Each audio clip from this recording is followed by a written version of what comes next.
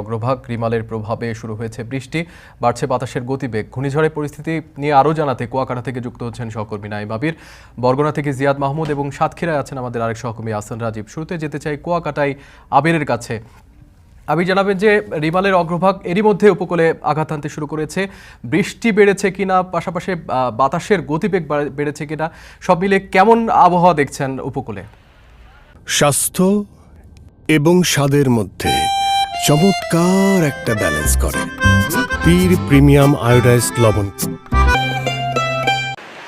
বিপ্লব, একেবারে ভয়ঙ্কর পরিস্থিতি বিরাজ করছে এই মুহূর্তে কুয়াকাটা সমুদ্র সৈকতের যে প্রাঙ্গণ, সেখানে আমরা যতটুকু আপনি বলছিলেন যে ইতিমধ্যেই